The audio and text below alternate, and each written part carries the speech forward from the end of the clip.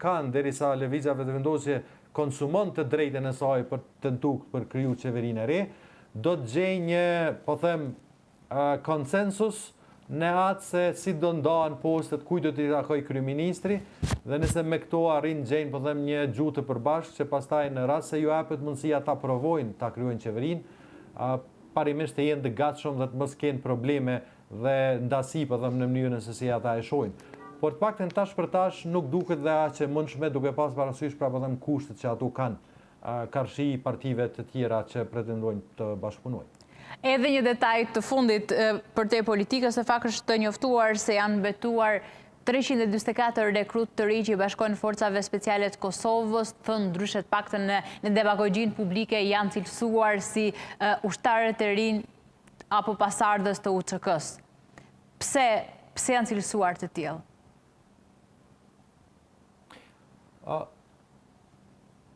Po kjo është normale, Alba, për faktin se ata janë, si çdo herë, domethënë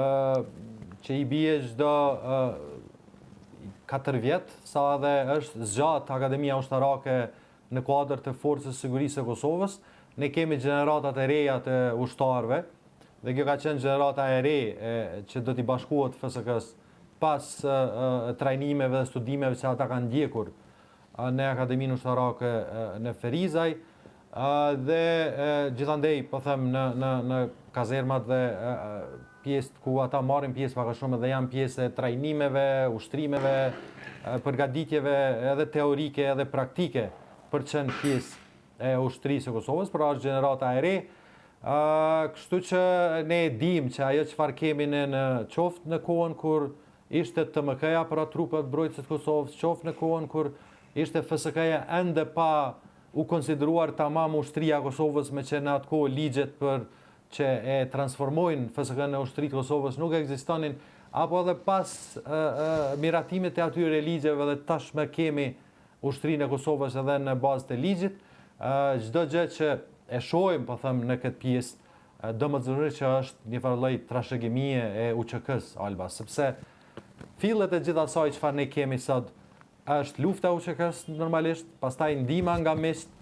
dhe ato pastaj që ka ndodhur në Kosovë, përfshi këtu edhe ushtria që kemi sot,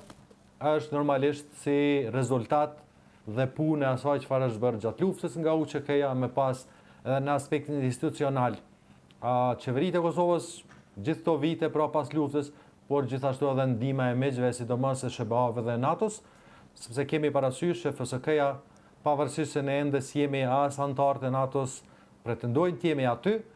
megjithatë ka një bashkëpunim goxha të mirë të zyrës të NATO-s që është brenda, po them, në kuadër të FSK-s, e që për qëllim ka pak a shumë modernizimin, trajnimin dhe ndihmën e FSK-s për të qenë një ushtri kompatibile me standardet dhe vlerat e NATO-s, dhe pak a shumë në këtë aspekt nuk jemi keq.